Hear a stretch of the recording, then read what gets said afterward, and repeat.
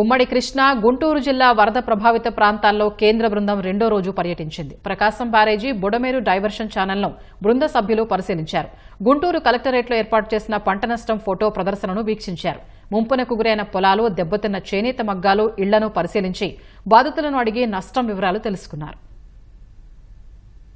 భారీ వర్షాలు, వరదలతో జరిగిన నష్టాన్ని అంచనా వేసేందుకు ప్రభావిత ప్రాంతాల్లో పర్యటిస్తోన్న కేంద్ర బృందం ప్రకాశం బ్యారేజీని సందర్శించింది. ప్రకాశం బ్యారేజీకి వచ్చిన నీటి ప్రవాహ వివరాలను జలవనరుల శాఖ ఈఎన్సీ వెంకటేశ్వరరావు కేంద్ర బృందానికి వివరించారు. ఈ నెల 1న బ్యారేజీకి రికార్డు స్థాయిలో 11.43 లక్షల క్యూసెక్కుల వరద వచ్చిందని చెప్పారు. ఇరిగేటెడ్ కమాండ్ ఏరియా మ్యాప్ ద్వారా కృష్ణానది పరివాహక ప్రాంతంలో వరద పరిస్థితిని వివరించారు. బ్యారేజీ ఎగువ, దిగువన కృష్ణా, గుంటూరు జిల్లాలో ముంపునకు గురైన ప్రాంతాల్లో భారీ నష్టం వాటిల్లిందన్నారు. వరద ప్రవాహంతో దిగువకు కొట్టుకొచ్చిన పడవలను కేంద్ర బృందానికి చూపించారు. ప్రకాశం బ్యారేజీని బోట్లు బలంగా ఢీకొట్టడంతో జరిగిన నష్టాన్ని నివేదించారు. కృష్ణా, గుంటూరు జిల్లాలోని రైతులకు జరిగిన అపార నష్టాన్ని వివరించి ఆదుకోవాలని రైతు సంఘాల నేతలు కేంద్ర బృందాన్ని కోరారు. ఆ తర్వాత బుడమేరు డైవర్షన్ ఛానల్ ను కేంద్ర బృందం పరిశీలించింది. బుడమేరుకు పడిన గండ్లు, జరిగిన నష్టాన్ని మంత్రి నిమ్మల రామానాయుడు కేంద్ర బృందానికి వివరించారు.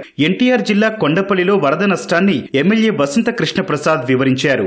పంట నష్టంపై గుంటూరు కలెక్టరేట్లో ఏర్పాటు చేసిన ఫోటో ప్రదర్శనను కేంద్ర బృందం వీక్షించింది. కుండపోత వర్షం, వరదకు దెబ్బతిన్న పంట వివరాలను కలెక్టర్ నాగలక్ష్మి వివరించారు. వ్యవసాయ, రెవెన్యూ అధికారులతో కలిసి వరద నష్టంపై కేంద్ర బృందం సమీక్ష నిర్వహించింది. అనంతరం ముంపునకు గురైన పెదకాకాని, వెంకట కృష్ణాపురం, దేవరాయ బోట్లపాలెం పంటలను సభ్యులు పరిశీలించారు. వరద సమయంలో కాలువలకు గండిపడటానికి కారణాలను అధికారుల్ని అడిగి తెలుసుకున్నారు. మంగళగిరిలో భారీ వర్షానికి నీట మునిగిన చేనేత మగ్గాలు చూశారు. కార్మికులతో మాట్లాడారు.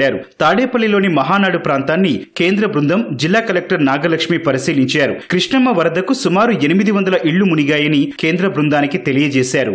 వరద నష్టాలను అంచనా వేసి కేంద్రానికి నివేదిక ఇస్తామని కేంద్ర బృంద సభ్యులు తెలిపారు.